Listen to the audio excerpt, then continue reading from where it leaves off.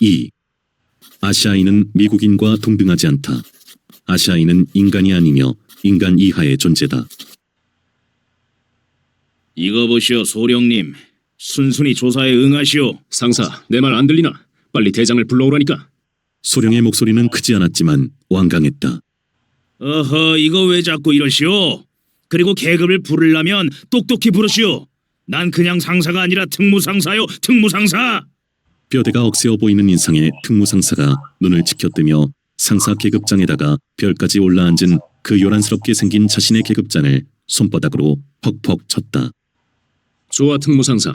난 헌병대에 끌려와 조사를 받을 만큼 잘못한 일이 없고 설령 잘못을 했다 하더라도 소령이 사병한테 조사를 받을 수 없다 그 말이야. 뭐야, 사병? 특무상사가 소리치며 몸을 벌떡 일으켰다. 소령이 반사적으로 상체를 뒤로 젖히며 특무상사를 노려보았다. 이게 사람 대접해주니까 아주 우습게 나오네. 야! 군대에서 직책이 계급에 우선한다는 대원칙 알아 몰라? 특무상사가 험악하게 내뱉으며 소령의 어깨에 붙은 계급장을 낚아채는 것과 동시에 소령이 특무상사의 멱살을 틀어잡으며 벌떡 일어났다. 요런 무식한 자식아! 알려면 똑똑하게 알고 있어. 직책이 계급에 우선한다는 원칙은 니까지 사병놈과 장교가 구별 없이 막 통한다는 뜻이 아니야, 이 자식아! 마침내 소령이 고함을 지르고 말았다. 이 개새끼! 박수 아직 이기 전에 여기 못 나! 어느새 권총을 빼든 특무상사가 소령을 겨누고 있었다. 좋다, 쏴라. 니놈한테 더러운 꼴 당하느니 차라리 죽는 게 낫겠다. 나 죽이고 너 같은 놈들도 사형을 당해 하나씩 없어져야 이 나라 군대가 제대로 된다. 쏴라, 어서 쏴! 소령은 기가 꺾이기는커녕 오히려 특무상사의 멱살을 마구 흔들며 소리쳤다. 그때 문이 벌컥 열리며 사병 셋이 뛰어들었다. 이 새끼를 묶어라!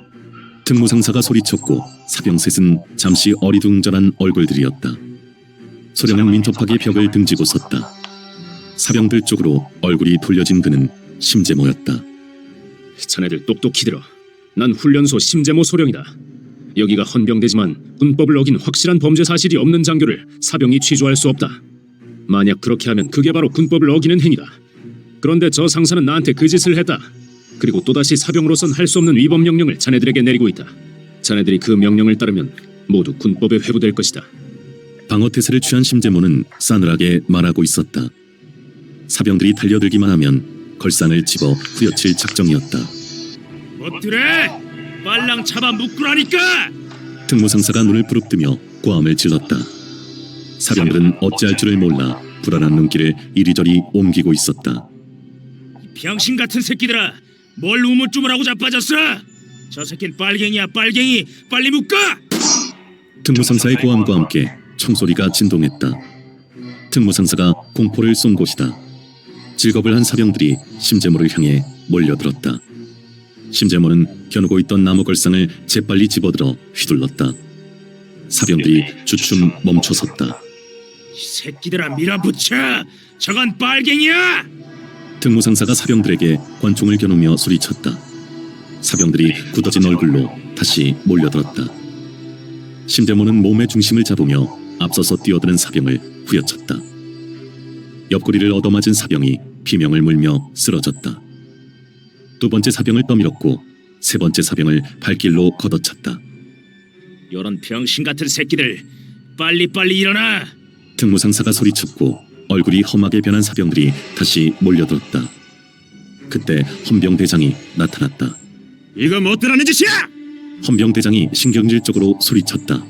저자가 난동을 부리고 있습니다. 특무상사가 빠르게 말했고 심재모는 피웃으며 빈 손바닥을 틀었다. 난동을 부려? 헌병대장이 눈을 찢으며 심재모를 꼬나보았다. 마침 잘 오셨어. 난 장교로서 사병한테 조사를 받을 수 없으니 장교를 불러달라고 했어. 그랬더니 저 친구가 폭력을 행사해 내가 막아내던 참이었어. 군법에 따라 저자를 수사기관에 정식으로 고발하겠어.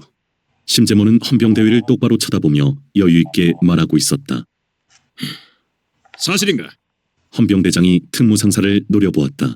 그게 아니라... 닥쳐! 얼간이 같은 이라고. 헌병대장은 혀를 차댔다. 사병셋은 어느새 자취를 감추고 없었다. 내 방으로 갑시다. 헌병대위가 앞서 나갔다. 심재모는 그 뒤를 따라가며 왜 자신이 이런 꼴을 당해야 하는지 그 까닭을 모르고 있었다. 벌교에서처럼 한푸막 연극 같은 일을 한 것도 아니었다. 앉으십시오. 혹시 어디 다친 데는 없습니까? 대위는 풀리지 않는 얼굴로 자리를 권했다. 글쎄요. 덤비는 거야 어찌 막아냈는데 상사의 횡포가 말이 아니더군요. 장교한테 욕을 내뱉지 않나, 계급장을 낚아채질 않나, 권총을 들이대지 않나. 이건 도저히 참을 수 없는 일입니다. 소령한테 그 모양일 때 소위나 중위는 뭘로 보겠어요? 군복을 입을 자격조차 없는 자입니다. 심재모의 말에는 차츰 힘이 들어가다가 끝에 이르러서는 단호하게 변했다. 저 특무상사라는 놈들의 곤조통이 원래 그런 것 아닙니까? 거기다가 헌병원장까지 쳤으니 더 심한 거고요. 내가 시키지도 않은 일을 제멋대로 저질렀지만 내 부하니까 대신 사과하겠습니다. 다 잊어버리십시오. 대위는 입맛을 다시며 담배를 권했다. 글쎄요. 그런데 헌병대에선 왜 나를 보자고 한 겁니까? 심재모는 언짢은 얼굴인 채로 담배 연기를 깊이 빨아들였다. 예, 우리 상사가 저지른 잘못도 있고 하니 내 손에서 간단하게 처리할까 합니다. 대위는 말뜻을 알아듣겠냐는 듯 심재모를 빤히 쳐다보았다. 얘기부터 들어봅시다. 심재모는 자리를 고쳐 앉았다. 저 회의석상에서 인민군이 국군보다 낫다는 내용의 발언을 했지요. 뭐라고요? 심재모는 머리가 쿵 울리는 충격을 느끼며 버럭 소리를 질렀다. 그리고 또 모략의 그물에 걸렸다는 것을 느꼈다. 그럼 아닌가요? 대위는 계속 심재모를 빤히 쳐다보고 있었는데 그 눈 가장자리에는 잔인스러운 웃음기가 사르르 감돌고 있었다. 그건 모략이요. 일단 고발이 들어온 이상 내가 납득할 수 있어야 하오. 얘기해보시오. 심재모는 깊은 한숨을 내쉬었다. 고발자는 그날 회의에 참석했던 5명의 장교들 중에 하나인 것이 분명해졌다. 그러나 그가 누구인지는 알 수가 없는 일이었다. 헌병대위가 그 이름을 밝혀줄 리가 없었다. 5명의 얼굴을 하나씩 떠올려 보았다. 아니, 그들 전부가 고발자들인지 모른다. 머리를 친 생각이었다. 심재모는 신음을 씹었다. 인민군이 국군보다 낫다는 내용의 발언이란 고발은 그대로 용공 이적 행위의 제목이었고 전시 상태에서 능히 총살형을 당할 수 있는 죄였다. 북상 전진에 따라 징병 지역이 확대되면서 훈련소가 여러 곳에 생기게 되었다. 심재모는 부산을 떠나 대구 군방으로 이동하면서 소령으로 진급했다. 그 빠른 진급은 전시라는 사실만으로 설명되지 않았다. 군인을 양성해내는 훈련소를 그만큼 중요시한다는 증거였다. 진급이 나쁠 것은 없지만 최전방에서 사투를 하고 있고 죽어가는 장교들 생각하면 꼭 마음 편한 것만은 아니었다. 전쟁을 수행하기 위해서는 훈련소가 인체의 심장 같은 역할을 하는 것이 사실이었지만 거기서 근무하는 군인들은 최고의 안전도를 보장받고 있었던 것이다. 그것만으로도 혜택이라면 최고의 혜택을 누리고 있는 셈이었다. 그런 탓으로 사병이든 장교든 줄을 타고 훈련소로 파고들려는 뒷공작이 치열했고 기왕에 자리를 잡고 있는 사람들은 밀려나지 않으려고 또한 뒷공작이 치열했다. 그래서 인사참모는 물론이었고 그 아래 사람들까지도 줄줄이 돈방석에 앉아있다는 소문은 모르는 사람이 없을 정도였다. 군수품 빼돌려 팔아먹는 것이 공공연한 사실이듯이 훈련소 인사관계의 부정도 군부 타락의 표본 중에 하나였다. 심재모는 그저 총 잘 쏘고 빈틈없이 근무하는 것으로 그 난류 속에서 견뎌내는 처지였다. 구타 사망 사고를 일으킨 유소희도 줄을 타고 훈련소로 파고든 인물이었다. 유소희는 훈련병을 야전 도끼 자루로 구타하다가 죽이고 말았다. 그런데 참모부에서는 그 사고를 어물어물 덮으려는 눈치를 보였다. 사람이 마구 죽어가는 전시이겠다. 훈련병 하나 때려 죽인 사고를 은폐할 방법은 얼마든지 있었다. 그러나 심재모로서는 묵인할 수가 없었다. 평소부터 군대 안에서 마구잡이로 자행되고 있는 구타에 대해 심한 혐오감과 함께 심각한 문제로 생각해오고 있었는데다가 참모들의 어물거림이 유소희가 가진 소위 백 때문인 것을 알게 되자 심재모의 태도는 더욱 분명해졌다. 그의 아버지가 국회의원이라는 것이었다. 심재모는 참모회의에서 정식으로 그 문제를 거론하고 말았다. 그 사고는 반드시 공개적으로 처리되어야 합니다. 왜냐하면 첫째, 모든 훈병들이 그 사고를 알고 있습니다. 그런데 그것을 흐지부지 덮고 말면 훈병들이 가질 군대에 대한 불신감, 공포감, 그리고 사기저하를 누가 책임질 것입니까? 둘째, 사망자의 억울한 죽음에 대해서 법적 수사가 행해져야 하는 건 재론할 필요조차 없는 일입니다. 장교가 전투 시에 사병에게 사지로 뛰어들게 명령할 권한은 있지만 기압을 빙자해서 때려 죽일 권한은 군법 그 어디에도 없습니다. 만약 법적 조처를 취하지 않는다면 이 자리에 있는 장교들은 모두 공범죄를 면하지 못할 것입니다. 그리고 셋째로 이번 사건을 공명정대하게 처리함으로써 우리 군대에서 상습적으로 벌어지고 있는 구타와 폭행을 근절시키는 계기로 삼아야 합니다.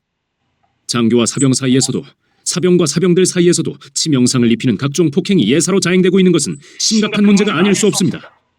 그렇게 해서 군기가 잡히는 것이 아니라 오히려 정신적 불안감으로 사기를 저하시키고 육체적으로 골병이 들어 전투력을 감소시키는 역효과를 낼 뿐입니다. 그런 야만적인 행위는 군대의 백년대계를 위해서 하루빨리 근절되어야 할 것입니다.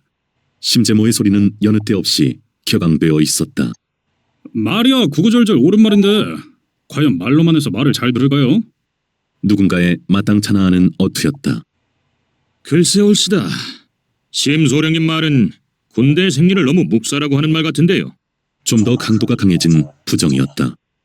예, 저의 경우는 임관 이후 한 번도 손찌검을 해본 적이 없습니다. 물론 사병들 사이에서도 폭력 행위를 못하게 했고요. 그래도 명령 불복종이나 근무 태만 같은 것은 없었고 부대 통솔에 아무 지장이 없었습니다. 심재모는 강한 어조로 말했다. 거참 알다가도 모를 일이오. 그 부대엔 모범 장병들만 모였든지 그게 아니면 심소령이 무슨 신통수를 부리든지 하는 모양이오. 또 다른 목소리가 완연히 비아냥거리고 있었다. 어서 심소령님 병과가 보병이지요. 투박한 경상도 억양이 건너왔다. 그렇습니다. 나 그럴 줄 알았어. 이 보병이사 때리는 대신에 무청 트지게 소리를 질러서 우째될란지 몰라도 막 포병 부대 한번 가보소. 말로만 해서는 이 포대가리가 끄떡도 않는 기라요. 그러다가도 하사관들이 뒤에서 은근히 메타장 놓으면 포대가리가 상하 좌우로 번개맨크로 움직이린다 그 말이요. 그래 우째 뭉디라 안 될 수 있겠는겨. 맞아요. 조선 놈은 때려야 말을 들어요. 누가 불쑥 내뱉은 말이었다. 심재모는 허리가 꺾이는 것을 느꼈다. 그건 학병에 끌려가서 일본 놈한테 진저리 처지게 들었던 말이었다. 심재모는 그때서야 좌중의 5명 모두가 일본군 출신이라는 사실을 상기했다. 그는 강한 반발과 함께 그냥 물러설 수 없다는 생각을 했다. 다 좋은 말씀드립니다. 그런데 우리 군대는 일본 군대가 아닙니다. 우리 군대는 체제는 미국식이면서 운영은 일본식으로 하고 있습니다. 체제가 미국식이고 무기도 미국 것이면 그 운영도 미국식으로 해서 폭력 행위를 근절해야 합니다. 언제까지 일본식으로 폭력을 쓸 것입니까? 미국 군대는 폭력 없이도 잘만 돼나가고 있습니다. 자꾸 미국식 하지 맙시다. 우린 어디까지나 엽전이요, 엽전. 여러 말 할 것 없어요. 우린 우리 손에 익은 대로 하는 게 제일 좋은 방법이요. 때리면 효과가 나는데 어찌 안 때릴 수 있어? 무슨 말씀들을 그리 무책임하게 하십니까? 장병들은 신성한 국방의 의무를 하려고 군대에 왔지 구타당하려고 군대에 온 건 아닙니다. 엄연히 군법이 있는데 법대로 통솔하고 다스리면 될 것 아닙니까? 그리고 일선에서 싸우는 군인이 인민군에서는 일체의 폭력 행위가 없다는 사실을 알게 되었을 때 과연 어떻게 생각하겠습니까? 그래도 이게 심각한 문제가 아니란 말입니까? 심소령 뜻 잘 알았으니 그만 회의 끝냅시다. 훈련소장이 손을 저으며 자리에서 일어나고 말았다. 구타 문제를 놓고 왈가왈부를 하다 보니 정작 유소위의 수사 문제는 건드리지도 못한 상태였다. 그러나 그 문제를 다시 제기할 수도 없었다. 소장을 따라 모든 참모들이 자리를 뜨고 말았던 것이다. 알겠습니다. 그렇게 된 상황이었군요. 헌병대위는 고개를 끄덕이며 다시 담배를 권했다. 심재모는 별로 생각이 없으면서도 담배를 받아들었다. 대위는 담배를 서너 번 빨고 나서야 입을 열었다. 소령님의 뜻을 알겠습니다만 그 말은 듣는 입장에 따라 얼마든지 달라질 수 있습니다. 고발이 나한테 안 들어오고 특무대로 들어갔을 경우에도 그 말의 해석이 똑같다고 장담할 수 없는 일 아닙니까? 대위는 심재모를 다시 빤히 쳐다보았다. 글쎄요. 나쁘게 몰자면 그럴 수도 있겠죠 하는 말은 하지 않았다. 어떻습니까, 심소령님? 세상살이란 게 좋은 게 좋은 것 아니겠습니까? 좀 더 잘해보자는 소령님 뜻이야 다 이해합니다만 세상이 어디 그렇습니까? 일단 고발이 들어왔으니 조사를 안 할 수가 없어서 만나자고 한 건데 이 일을 내 선에서 끝내고 싶으니 심소령님도 협조를 좀 했으면 합니다. 협조라니요? 또 그러니까 말입니다. 그 사건을 그만 잊어버리는 게 어떻겠느냐 하는 겁니다. 그 사건이라니 유소희 사건 말입니까? 대위는 고개만 끄덕였다. 심재모는 이 모든 것이 각본이라는 것을 알아차렸다. 대위도 그들과 한통 속일 것이 분명했다. 대위의 말은 회유이면서 협박이었다. 대위의 말을 거부하면 그 다음은 생각하고 싶지 않았다. 그 답은 아까 벌써 특무상사가 짓거렸던 것이다. 그럼 특무상사의 행위도 연극이었단 말인가? 그는 정신이 혼란해지고 있었다. 어떻게 하겠습니까? 알았어 하시오. 심재모는 우선 그물부터 벗어나야 된다고 생각했다. 유서위의 사건을 문제 삼는 것은 그 다음 단계였다. 확실하게 말해야 합니다. 내가 알아서 할 내 문제가 아니니까요. 됐어. 그렇게 합시다. 심재모는 담배를 잉끄려 껐다. 잘 생각했습니다. 세상살이란 다 그렇고 그런 것 아닌가요? 뭐 이익되는 것 없이 문하게 살 필요 없는 일 아닙니까? 대위는 세상만사에 이미 탈등한 것처럼 묘한 웃음을 즐기게 웃었다. 천만에 아직 다 안 끝났어. 심재모는 이를 사려 물었다. 이젠 가도 되죠? 예, 돌아가십시오. 아시다시피 헌병대나 특무대 같은 데는 드나들지 않을수록 좋습니다. 대위의 꼬챙이 박힌 말을 뒤로하고 심재모는 헌병대를 나섰다. 당장 군복을 벗어버리고 싶은 충동이 격하게 일어났다. 아버지의 말대로 장사나 해먹었으면 이런저런 꼴 보지 않아도 되었을 것 아닌가 하는 후회가 또 고개를 들었다.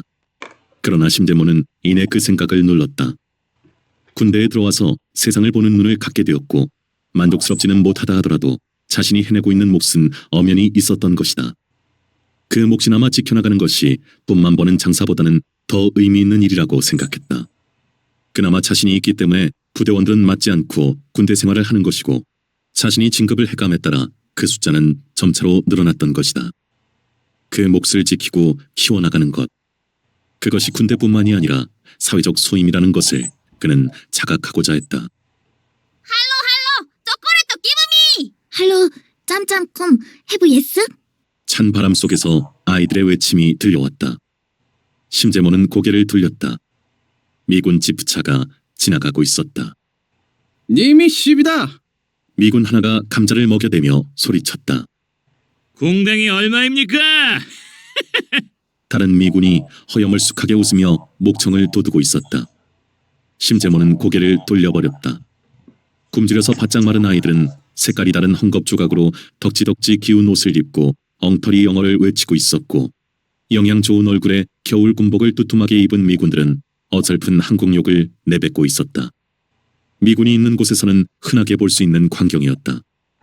심재모는 부산에서부터 수없이 보아왔으면서도 그 대조적인 모양이 전혀 익숙해지지가 않았다. 아이들은 누구한테 배운 것인지 그 멋대로인 영어로 꼭 먹을 것을 달라고 팔을 뻗었고 미군들은 어디서 배웠는지 모를 못된 욕만 골라서 아이들한테 신바람나게 실습하고 있었다. 그는 그런 광경을 보게 될 때마다 개새끼들. 하는 소리를 분노처럼 신음처럼 씹고는 했다. 공교롭게도 40년 만에 내습한 한파라고 했다. 평안남도 이북 지역의 추위는 계속적으로 영하 20도를 밑돌고 있었다. 기온이 낮을 뿐만 아니라 매서운 바람이 끊임없이 불면서 사흘 거리로 눈까지 퍼부어대기 때문에 체감온도는 한층 더 낮았다. 북쪽에서 몰려오는 그 추위와 강풍의 응원이라도 받듯이 인민군과 중공군들은 무서운 기세로 몰아닥치고 있었다. 날이 갈수록 추워지는 날씨 속에서 국군과 미군의 전선은 걷잡을 수 없이 무너져가고 있었다. 이내 전술이란 말이 무슨 전염병처럼 전선마다 퍼져나가면서 병사들은 중공군에 대한 공포에 사로잡히고 있었다. 이내 전술에 걸리면 한 명도 살아남지 못한다. 중공군들은 마술로 사람을 홀려 정신을 뺀 다음에 몰살을 시켜버린다. 중공군들은 축지법을 써서 하룻밤에 500리를 간다. 그런 종류의 말들이 수도 없이 진중에 떠들면서 병사들의 마음을 위축시키고 사기를 떨어뜨리고 있었다. 그 황당한 것 같은 말들은 특히 미군들 사이에서 번창하고 공포스러운 신뢰도도 컸다. 정보기관에서는 그 악성 유언 비어의 제거 방법을 찾아 부심했지만 신통한 수는 없었다. 병사들은 이미 중대나 대대는 말할 것도 없고 연대까지도 허망하게 전멸했다는 소식을 날마다 듣다시피 하고 있었고 매서운 바람 휘몰아치는 어둠 그 어디에선가 들려오는 애절한 듯 음산한 듯한 피리 소리를 병사들은 듣고 있었고 자기네들이 추위를 뚫고 하루 종일 길을 쓰며 후퇴를 하고 나면 준공군들은 그날 밤으로 앞뒤에서 공격해오는 것을 병사들은 경험하고 있었다. 그런 근거들로 하여 부대마다 떠돌고 있는 온갖 소문은 중국을 신비의 나라라거나 마술의 나라 등으로 막연하게 알고 있는 대부분의 미군들에게 보다 확실한 사실로 받아들여질 수는 있어도 황당한 유언비어일 수는 없었던 것이다. 그런 소문들 황당한 유언비어라고 역설해대는 장교들의 정훈 교육이 오히려 황당한 유언비어로 취급될 뿐이었다. 사기 저하와 전투력 상실은 걷잡을 수 없이 심해져가고 있었다. 정보기관에서는 그 원인을 두 가지로 분석하고 있었다. 첫째가 급강화된 자연적 조건, 둘째가 중공군에 대한 심리적 조건이었다. 김범우는 그 분석을 옆에서 보면서 꽤나 정확하다고 생각했다. 그러나 김범우가 보기에는 더 중요한 심리적 요인이 있었다. 그 두 가지에 앞서서 국군이나 미군은 압록강까지 진격함으로써 전쟁에 이겼다고 마음을 다 풀어버린 점이었다. 그러나 그와는 반대로 상대는 반격을 위한 총력전을 전개하려고 마음을 가다듬었던 것이다. 그 현격한 차이로부터 다시 시작된 전쟁에 계절적 조건이 이익과 불이익으로 첨가되고 있었다. 계절적 조건이라는 것도 미군들에게는 가히 절대적 악영향을 끼쳤다. 내리면 쌓이는 눈으로 그들이 자랑하는 기동성이 거의 마비 상태에 빠지고 말았다. 자동차도 대포도 굴곡이 심한 눈 쌓인 길에서는 움직일 줄 모르는 쇳덩어리에 불과했다. 또 전선이 길어진 데다가 자동차의 기동성까지 저하되자 보급 문제가 심각한 곤궁에 빠져들었다. 거기다가 미군들 중에는 한국에 와서 눈을 처음 보는 경우가 적지 않았다.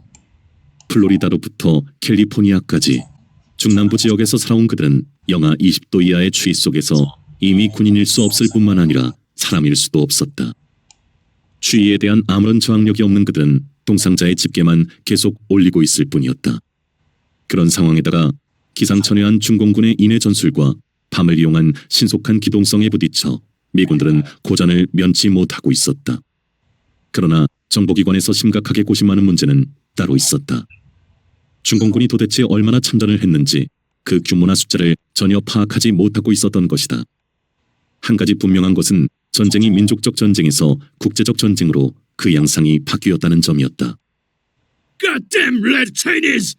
윌리엄스가 살찐 몸뚱이만큼 큰 소리를 외치며 막사로 들어섰다.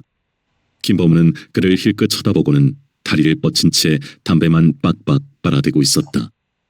중공군이 참전한 다음부터 그는 쉴 새 없이 갓댐 레드 차이니스를 외쳐댔다. 그러기는 심슨이나 암스트롱도 마찬가지였다. 셋이서 외쳐대는 그 소리에 파묻히다시피 하고 지내는 김범우는 그저 쓴웃음만 짓고는 했다. 출발이다! 중공군 장교를 생포했다는 연락이다. 윌리엄스가 팔을 휘두르며 돌아섰다. 어느 부대입니까? 심슨이 빠르게 몸을 일으키며 물었다. 가보면 알 게 아닌가. 윌리엄스가 내쏘며 밖으로 나갔다. 김범우는 심슨과 암스트롱의 뒤를 따라 나갔다. 중공군이 참전한 뒤로 그들 둘의 입에서는 여자 이야기가 싹 없어지고 그 대신에 갓댐 레드 차이니스가 터져나오게 되었다. 김범우로서는 여자 이야기에 비해 그 소리는 아주 들을만했던 것이다. 포로가 된 중공군 장교는 그 직책이 중대장이라고 했다. 눈썹이 짙고 가는 눈에 입을 꾹 다물고 있는 그는 전형적인 중국인의 모습이었다. 중국말을 하는 사람까지 이중통역이 동원되었는데 그는 일체 묵비권을 행사하고 있었다. 난 포로요. 제네바 협정에 따라 정당한 포로로 취급해줄 것을 요구하는 바요. 포로를 통해 정보를 얻으려고 신문하는 것은 협정 위반이요. 그는 자기의 인적 사항을 또박또박 댄 다음에 이 말을 끝으로 입을 다물어 버렸다. 몇 개 사단이 참전했느냐? 총 병력이 얼마냐? 군대 병과는 어떤 것들이냐? 보병의 화력은 무엇이냐? 번거롭게 이중통역을 해가며 이런 것들을 물었지만 한 번 다물린 그의 입은 열리지 않았다. 다시 처음부터 묻겠다. 만약 이번에도 대답을 하지 않으면 그땐 폭력적인 방법으로 입을 열게 하겠다. 명심해. 윌리엄스가 숨을 시근거리며 그를 노려보았다. 김범우는 또 곤혹스러움이 차오르는 마음으로 그 말을 우리말로 바꾸었다. 우리말이 다시 중국말로 바뀌었다. 그러나 중공군 중대장은 윌리엄스의 기세로 이미 내용을 짐작하고 있었던지 아무런 동요를 보이지 않은 채 윌리엄스를 눈동자만 움직여 쳐다보았다. 그 눈길에 경멸이 담겨 있었다. 다시 똑같은 신문이 반복되었다. 그러나 그는 미동도 하지 않았다. 자극을 가할 때마다 점점 야물게 닫히는 조개 껍질처럼 그의 입 언저리에는 갈수록 힘이 모아지고 있었다. 이 새끼 죽고 싶어? 윌리엄스가 거구를 일으키며 권총을 겨누었다. 그리고 안전장치를 풀며 소리쳤다. 그래도 그는 동양인 특유의 무표정한 얼굴로 중구멍을 쳐다보는지 상대방을 쳐다보는지 모를 모호한 눈길을 보낸 채 앉아 있었다. 뭘 하는 거야? 동역해, 동역! 윌리엄스가 김범우에게 성질을 부렸다. 윌리엄스는 어리석게도 중공군 장교의 무표정이 자기의 말을 못 알아들어서 그러는 거라고 생각하는 모양이었다. 그는 몸짓이나 행동이 언어보다 빠른 의사전달 방법이고 국제 공통의 언어라는 것을 모르는 바보였다. 김범우는 그의 말을 통역할 수밖에 없었다. 날 죽이는 건 당신 자유요. 그러나 그건 엄연히 협정 위반이고 난 미군의 야만성을 기억하며 죽어갈 것이요. 중공군 장교의 변함없는 단호함이었다. 전기 고문으로 저 새끼가 입을 열게 만들어. 윌리엄스가 심슨과 암스트롱에게 명령했다. 자동차 배터리에 연결시킨 전기 고문도 아무런 효과가 없었다. 전기가 통할 때마다 중국군 장교는 사지를 비비틀고 눈이 뒤집혀 비명을 질러댔지만 끝내 입을 열지 않았다. 피를 말려가는 전기 고문에 기진맥진되어 널브러져서도 그는 경멸적인 웃음을 피우고 있었다. 전기 고문으로는 안 되겠어. 고춧가루 물을 먹여. 동양인에겐 동양식이 훨씬 효과가 날 테니까 말이야. 윌리엄스가 턱짓을 했다. 김범우는 그게 무슨 말인가 했다. 그런데 밖으로 나간 심슨이 물을 담은 기관총알 상자와 봉지를 들고 들어왔다. 그들이 고춧가루까지 준비해 가지고 있었다는 것을 김범우는 까맣게 몰랐던 것이다. 얼음같이 찬물에 고춧가루를 풀면 차고 맵고 숨막히고 삼중 효과다. 그래도 저놈이 입을 안 열 수는 없겠지. 윌리엄스가 시가를 질겅거리며 중얼거린 말이었다. 천만에 고춧가루가 너희들한테나 미치게 맵지 동양 사람들한테도 그런 줄 아냐? 이 멍청아, 순서가 바뀌었어. 심슨이 콧등을 찡그린 채 물에 고춧가루를 쏟아놓고 목을 반대쪽으로 뺀 암스트롱이 막대기로 물을 휘젓는 것을 쳐다보며 김범우는 속말을 하고 있었다. 그리고 그들이 어디서 고춧가루로 물고문하는 것을 배웠는지 의아스러웠다. 미스터 김, 뭐라고 있어? 저걸 좀 거두시오. 윌리엄스가 김범우에게 내질렀다. 그게 무슨 소리야? 김범우가 윌리엄스를 쏘아보았다. 앉아있지만 말고 저희를 좀 도우란 말이오. 말이 어렵소? 윌리엄스가 경박한 고갯짓을 했다. 난 통역이요. 김범우가 내쏘았다. 뭐라고? 이 전쟁의 작전권이 미군한테 있다는 걸 모르? 윌리엄스가 시가를 신경질적으로 입에서 떼며 눈을 풀아렸다. 알고 있어.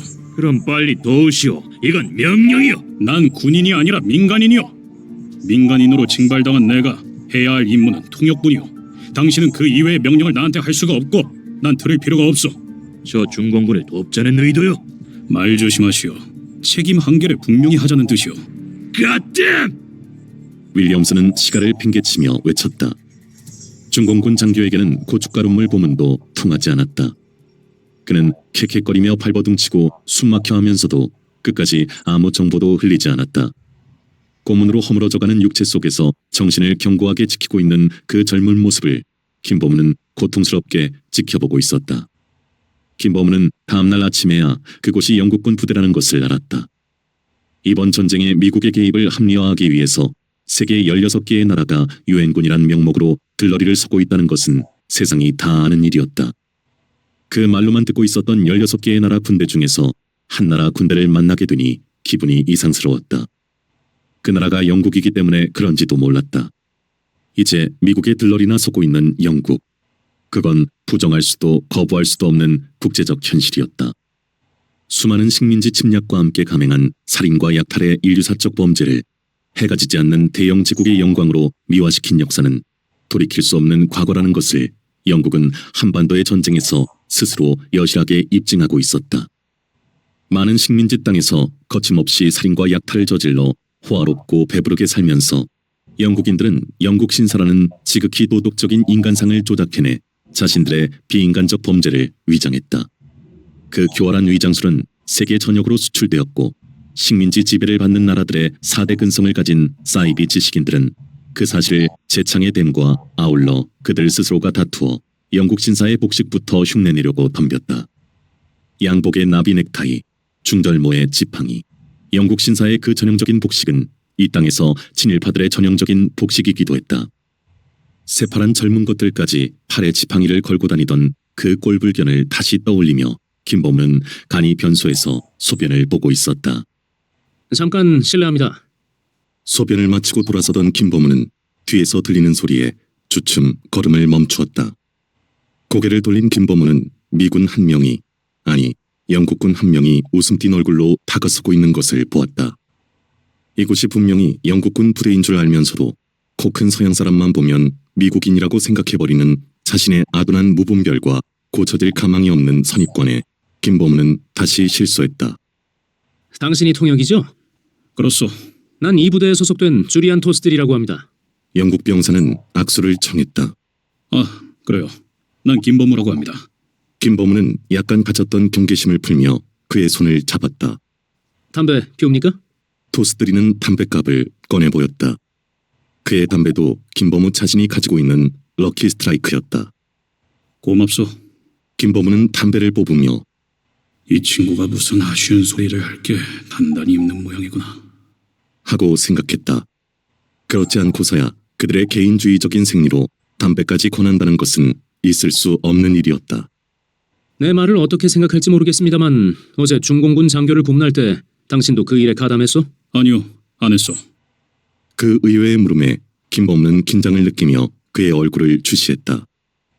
왜 안 했는지 알아도 되겠소? 난 통역일 분이기 때문이요.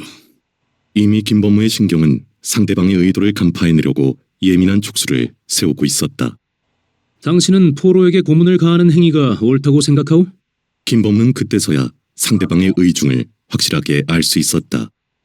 그는 물음을 부정적으로 했을 뿐만 아니라 감정 표현이 풍부한 그들답게 얼굴에도 부정의 뜻을 분명하게 드러냈던 것이다.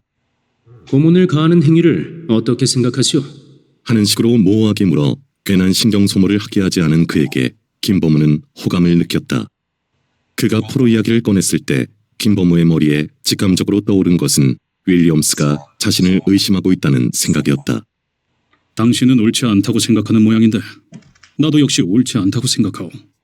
김범우는 그의 마음을 다시 확인하기 위해서 일부러 이렇게 말했다. 물론이요. 그건 제네바 협정을 따지기 이전에 비인간적인 야만 행위요. 2차 대전 때 히틀러 군대가 저질렀던 야만 행위를 한국 전쟁에서 미군이 저지르고 있는 것이요. 당신은 그런 미군을 위해 통역을 하고 있는데 그건 공동 만행을 저지르는 행위라고 생각하지 않소? 아니, 최소한 동조 행위거나 간접 만행이라고 생각하지 않소? 토스트리의 얼굴에는 핏기가 돋아오르고 있었다. 이 친구 아주 제법일세. 공부 꽤나 한 모양인데 그래? 김범우는 토스트리를 쳐다보며 씁쓸해하게 웃었다. 당신 말이 전적으로 옳소. 그러나 난 하고 싶어 그 짓을 하고 있는 게 아니오. 난 강제로 징발당해 온 거요. 이 전쟁의 작전권이 메가더에게 있는 건 당신도 알잖소. 빌어먹을 작전권을 외국군에게 넘겨주다니 그건 세계 어느 나라에서도 있을 수 없는 유일한 넌센스고 코미디요.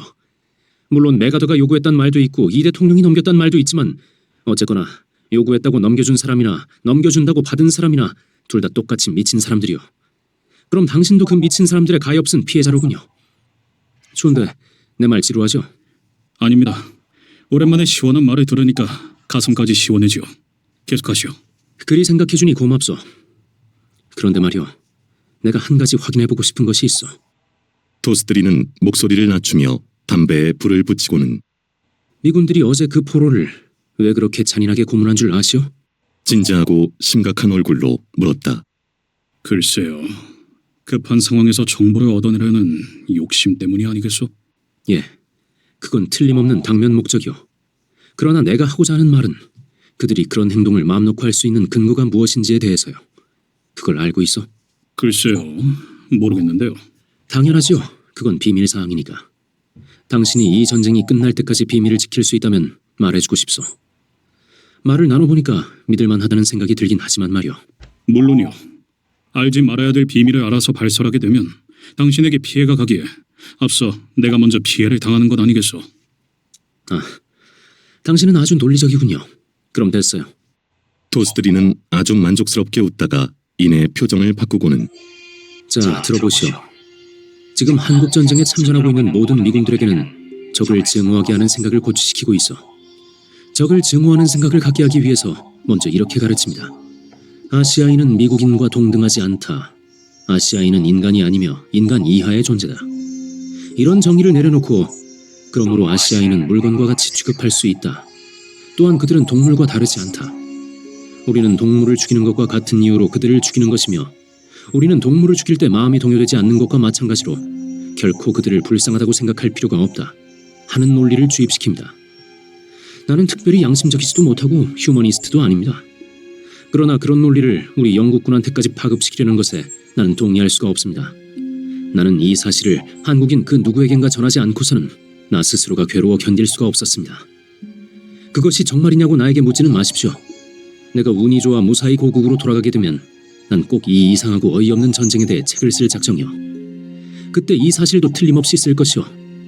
책 제목도 미리 정해놨는데 나는 한국에서 싸웠다요. 어떻소? 예, 꾸밈이 없어졌소. 그런 중요한 사실을 나한테 말해줘서 고맙소.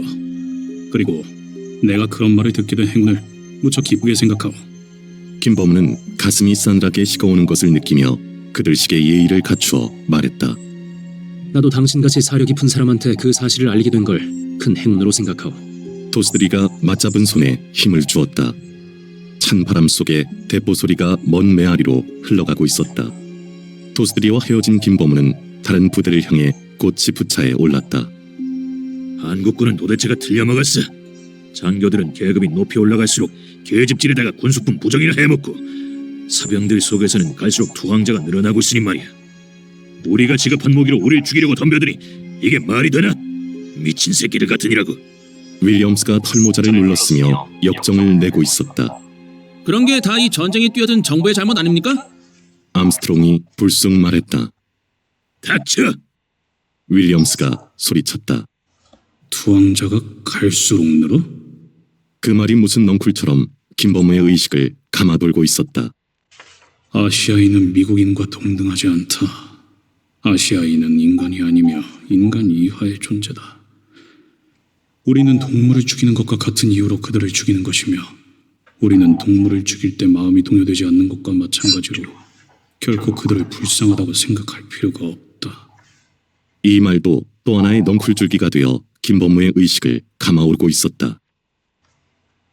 거리의 찬바람 속에 플라타누스 잎들이 구르고 있었다. 정부가 서울로 돌아온 지 한 달이 넘었는데 불타거나 파괴된 건물들은 그대로 방치되어 있었다. 전쟁의 상흔이 선명하게 찍혀있는 도시는 한층 춥고 을씨년스러웠다. 어느 나뭇잎보다 늦게 떨어진 그 큰 플라타누스 잎들은 찬바람 속을 이리저리 휩쓸려 다니며 무슨 구슬픈 흐느낌 같은 소리들을 내고 있었다. 그 잎들을 무심하게 밟거나 차고 지나가는 사람들은 거의가 몸을 잔뜩 웅크리고 있었다. 그들의 거칠하게 마른 얼굴에는 시름이 깊었고 입성도 추위에 비해 허스룩했다. 특히 남자들은 검정물을 들인 군복을 많이 입고 있었다. 검정물을 들이지 않은 야전 잠바의 등판에는 염색이거나 나는 개요 또는 처녀 구함 같은 글씨가 커다랗게 쓰여 있었다. 군수품 유출을 단속하는 동시에 민간인들의 군복 착용을 막으려고 헌병들이 흰 페인트, 검정 페인트 가리지 않고 내갈긴 글씨들이었다. 청계천가에는 드럼통을 반으로 자른 솥을 걸어놓고 그런 군복에 검정물을 들이는 장사들이 질비하게 줄을 잇고 있었다. 얼기설기 늘어진 빨랫줄에 수없이 걸려 펄럭이는 검정 옷들. 물들인 옷들을 헹궈내느라고 거무칙칙하게 변해서 흘러내리는 물줄기. 물감이 끓어넘치면서 풍겨내는 시고 달큼한 냄새가 자욱하게 퍼진 천변의 풍경은 전쟁을 치르고 있는 또 하나의 삶의 모습이었다. 군수품 유출 단속이라는 것은 신용뿐인 것인지 어쩐지 모든 사람들에게 인기가 좋은 사지바지나 도꾸리 샤스 같은 것은 끝도 없이 물들여지고 있었다. 그런 것들이 어떤 경로를 통해서 어떻게 흘러나왔든 간에 전쟁으로 옷감이 귀한 형편에 그나마 많은 사람들의 추위를 가려주고 있었다. 헌병들이 그때그때 기분풀이하느라고 낯뜨거운 내용을 마음대로 써갈긴 야전 잠바를 그대로 걸치고 다니는 사람들은 그 헐값의 건정물을 들일 돈마저 없는 축이었다. 불타고 허물어진 추운 도시 속에서 그런 야전 잠바는 전쟁의 궁핍한 현실을 한층 비감하게 드러내고 있었다. 형은 참 백속도 편하네. 중공군들이 인해 전술로 밀어닥치고 있는 이 판국에 태평스럽게 사령타령이나 하고 있으니 형 귀에는 이 시끌시끌한 소문이 안 들린가? 송성일은 빠른 걸음을 옮기며 짜증스럽게 말하고 있었다. 야, 네 말 그리 막 하지 말아라. 나가 오죽하면 니를 붙들고 이러냐. 가자. 어디 들어가서 뜨거운 것으로 속이나 좀 풀자. 아, 나 추워서 미치겠다. 최인석이 송성일의 팔을 잡아 끌었다. 아니야, 나 바빠. 그리고 누나 문제로 더 할 얘기도 없고. 송성일은 냉정하게 고개를 저었다. 아, 그래요. 아, 누나 약은 안 해도 좋아. 아, 근데 추우니까 따끈한 차나 한 잔 마시면서 몸 좀 풀잔 말이다. 최인석이 또 팔을 끌었다. 나 바쁘다니까 그러네. 송성일은 몸을 버팅기며 팔을 빼내려고 했다. 아니 참말로 이럴래? 선배를 뭘로 알고 이러냐? 최인석이 어조를 바꾸며 눈꼬리를 세웠다. 병신, 쟤깐 놈이 무슨 선배야? 송성일은 콧방귀를 뀌었다. 그러나 그건 속마음일 뿐 더는 피할 수 없는 막다른 골목이었다. 남자들 관계에서 한 학년이라도 빠른 쪽이 자신의 궁색한 입장을 모면하기 위해서 선후배를 들먹이는 것은 최후의 수단이었고 그것을 후배 쪽에서 받아들이지 않고 묵살해버리는 것은 인간관계의 단절을 의미하는 것은 물론이고 감정적 충돌로 번져나갔다. 그 싸움에서 승패는 자명했다. 선배 쪽에서는 그 새끼 선배도 몰라보는 놈이라고 계속 공격해대기만 하면 그 사람이 수준 이하로 평이 나 있지 않는 한 말썽의 내용과는 상관없이 후배가 일방적으로 패하게 되어 있었다. 뿌리 깊은 장유유서에서 비롯된 서열의식은 선배도 몰라보는 놈에 대해서 선배들은 무조건 공동피해 의식과 함께 일치된 적개심을 품게 되고 그것은 또 선입관이나 고정관념으로 발전하기도 했다. 그 억울한 피해는 후배로서 감당할 수 없는 것이었고 그래서 무경우한 선배들의 횡포도 미풍이라는 예절의 보호를 독특히 받고 있었다. 기왕 뜨거운 걸로 속을 풀려면 저 뒷골목에 김치국하고 떡이 있는데. 어쩔 수 없이 따라가게 된 송성일은 실속이나 채우고 싶었던 것이다. 야, 인마, 너 왜 촌티내고 그러냐? 아, 그런 천한 것들이나 먹는 걸 우리가 어떻게 먹어? 잔말 말고 따라와. 앞서 걸음을 옮기는 최인석을 물끄러미 바라보다가 송성일도 발을 떼어놓았다. 내가 촌티를 내고 싶어 내는 게 아니다, 비용신아. 난 실속을 채우며 살아야 해. 너하고는 달리 아버지가 없으니까. 커피 한 잔 값이면 떡으로 한 끼를 때울 수가 있는데 너의 겉멋으로 망쳤어. 하긴 돈이야 네 것이니까. 송성일은 쓰게 웃고 있었다. 송성일은 누나만큼이나 최인석에게 정남이가 떨어져 있었다. 누나의 말 맞다나 지난 여름 후퇴를 할 때 함께 데려가지 못할 형편이었으면 그가 이쪽으로 붙었어야 했다. 그런데 그는 당숙네에게 얹혀 혼자 떠나버리고는 누나가 고향에 무사히 돌아오니까 뻔뻔스럽게도 다시 낯을 내밀었던 것이다. 누나는 더 볼 것 없이 그를 외면하고 말았다. 그런데도 그의 뻔뻔스러움은 전혀 부끄러움을 탈 줄 몰랐다. 고향에서는 끈질기게 누나를 귀찮게 굴다가 서울로 올라와서는 자신을 짜증나게 하고 있었다. 중간에 서서 고향에 있는 누나의 마음을 돌려달라는 것이었다. 누나의 뜻과는 상관없이 자신은 그의 인간성을 완전히 불신하고 있었다. 그때 그가 이쪽으로 오지 않고 누나만이라도 데려갔더라면 아무 유감 없이 누나의 남편감으로 인정했을 것이다. 위기 앞에서 애인이란 여자를 버린 자가 다시 그 여자 앞에 나타나 애인 관계를 지속시키자고 하는 것이다. 일생을 책임질 결혼을 전제로 이 얼마나 어처구니 없는 일인가. 결혼할 마음이 있는 애인을 위기라고 해서 버린 자가 또 다른 위기가 오면 아내라고 안 버릴 리가 없는 일이었다. 물론 그는 실수였다고 계속 변명했다. 그러나 실수도 용서할 수 있는 실수가 있고 용서할 수 없는 실수가 있었다. 송성일은 자신의 마음에 열릴 수 없는 철문이 달려있음을 느끼고 있었다. 뭘 마실래? 커피? 아니야, 난 홍차. 야이 촌놈아, 네 언제 그 촌티 좀 벗을래? 도대체 홍차를 무슨 맛으로 마시냐? 아니, 홍차를 마시는 게 촌티고 커피를 마시면 서울티라는 건 도대체 어디서 나온 기준이야? 난 그런 소리를 도무지 이해할 수가 없어. 홍차는 홍차 마시고 커피는 커피 마시지. 송성일은 참으로 안이 꼽다는 생각으로 떫게 웃었다. 아이고, 니하고는 도통 말이 안 통하는구나. 커피 맛은 인생의 맛이다. 인생의 맛을 알아야 커피 맛을 안다. 이게 얼마나 근사한 말이냐. 누나는 이 말의 깊이를 너무 잘 알아 블랙커피를 마셨지. 최인석이 감상 어린 어조로 마치 독백하듯이 말했다. 송성일은 그만 구역질을 느꼈다. 내가 누나한테서 제일 메스꺼워하는 게 바로 그 점이야. 집안에서나 내 앞에서는 표를 내지 않으려고 하지만 누나가 되먹지 않게 시를 쓴다고 하면서 얼마나 허풍을 떨고 겉멋에 취하는지 대충 짐작은 하고 있어. 난 누나의 그런 면을 경멸하고 추잡하다고 생각하고 있으니까 그런 얘기 더 하지 말어. 더 하면 나 가겠어. 송성일은 곧 일어날 기세였다. 알았어 안 할게. 최인석이 팔을 뻗어 제지했다. 두 사람은 한동안 말없이 차를 마셨다. 여기저기서 전세에 대한 이야기들이 들려오고 있었다. 그 이야기들 속에는 인해 전술이란 말이 빈번히 나오고 있었다. 그 말은 다방 안에 퍼지고 있는 새 유행가 찔레꽃을 압도하고 있었다. 저놈의 인해 전술이 걱정은 걱정인데 앞으로 어떻게 될 것 같으냐? 최인석이 입안에 묻은 커피 맛을 보는 것인지 걱정되는 마음 때문인 것인지 모르게 입맛을 다셨다.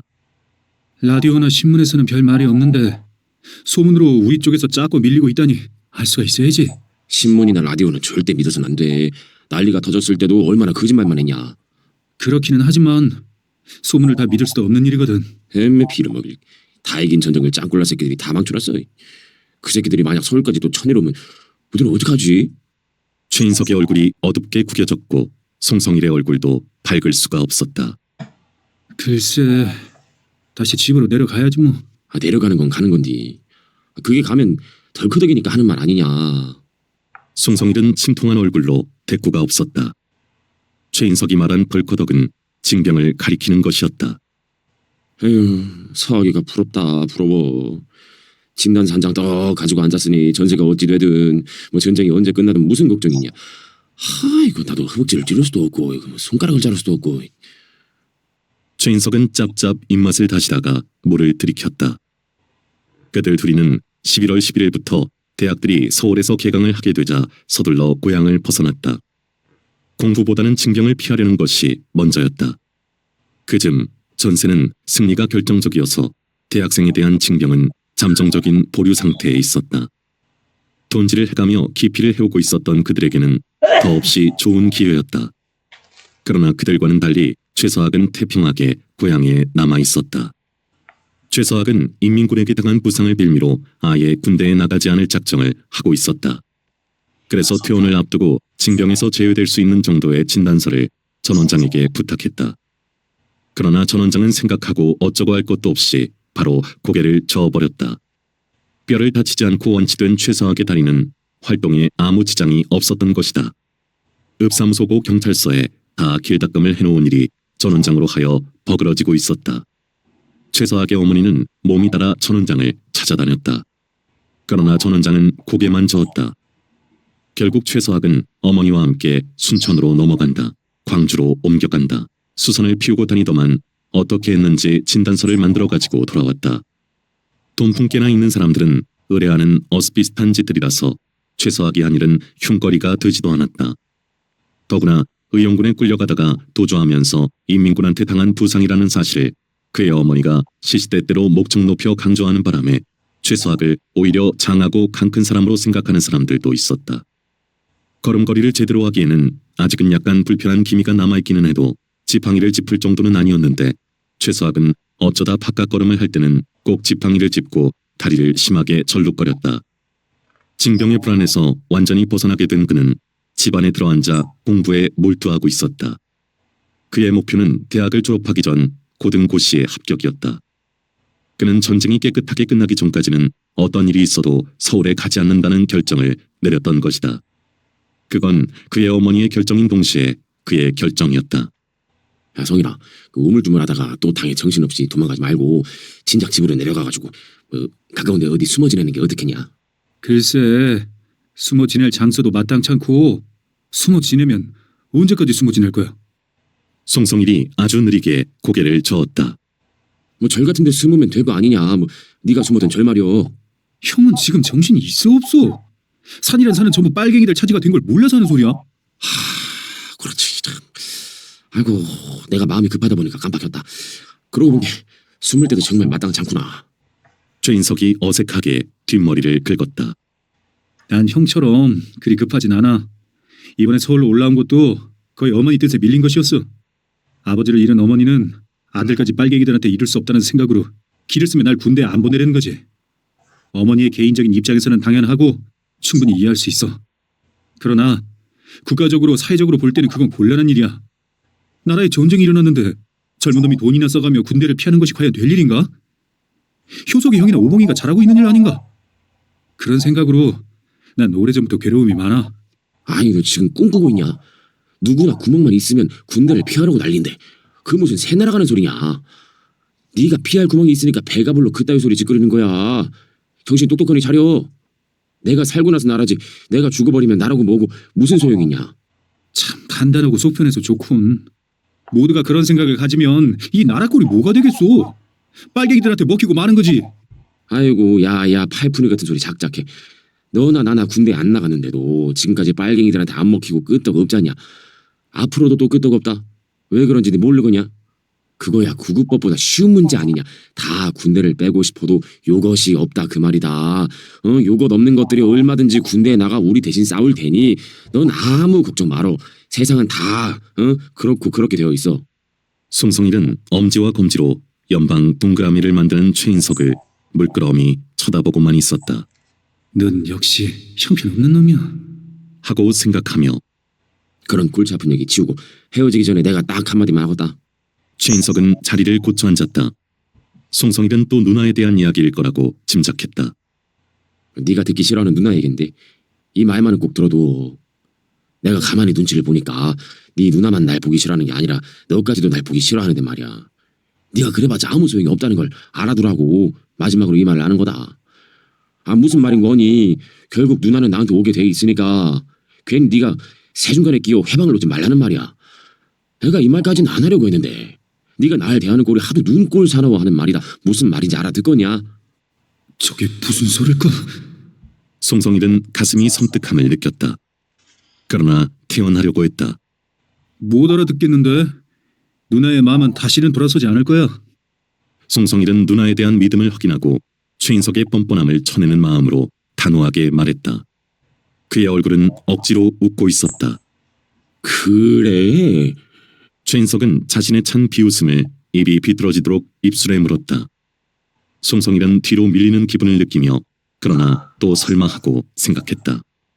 너는 안 믿을지 몰라도 네 누나는 오래전부터 벌써 내 것이었어. 송성일은 머리가 핑그르르 도는 현기증을 느꼈다. 그게 무슨 소리야? 송성일의 유난히 짙은 눈썹이 꿈틀 움직이며 목소리가 커졌다. 원래 살결이 흰 그의 얼굴이 하얗게 변해 있었다. 무슨 소리긴. 네 누나는 딴 남자한테 시집 못 가게 돼 있다니까. 그러니까 넌 나를 싫어해선 안 돼. 네 누나가 그러는 건 잠시니까 말이야. 만약에 영원히 날 안 볼 작정이라면 그땐 평생을 혼자 살 각오를 해야겠지. 어때? 생밥으로 평생 사는 것보다는 나하고 다시 합치는 게 좋지 않거냐? 저런 개 같은 놈. 더군다나 누나를 그렇게 만들어 놓고도 쟤놈 혼자서만 떠나다니. 그래놓고 이제 와서 너 뭐야? 단둘이 지켜야 될 비밀을 나한테까지 까발려 무기로 써먹으려 하다니.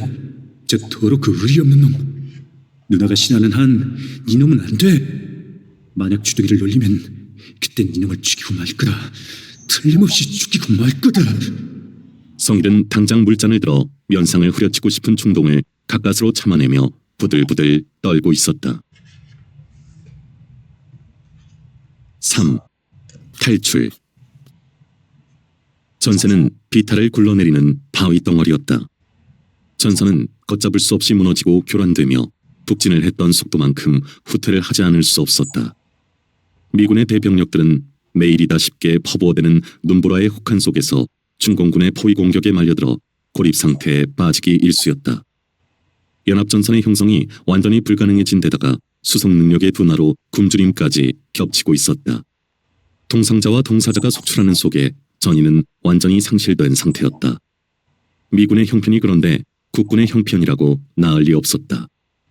폭격기보다는 수송기가 더 많이 뜨는 상황 속에서 전투보다는 후퇴가 더 급선무였다. 공격의 주도권을 잡은 인민군과 중공군의 기세는 마치 깃을 세운 북풍 같았다. 그들은 혹독한 바람도 눈보라의 추위도 거칠 것이 없었다. 센 바람을 타고 다니는 것 같은 빠른 기동력으로 포위를 해왔고 한 발짝의 전진과 목숨과를 맞바꾸겠다는 듯 가열한 공격을 감행했다. 김범우는 포로들을 보면서 그들의 그 기동력과 공격력이 어디에서 나오는 것인지 믿을 수가 없을 지경이었다.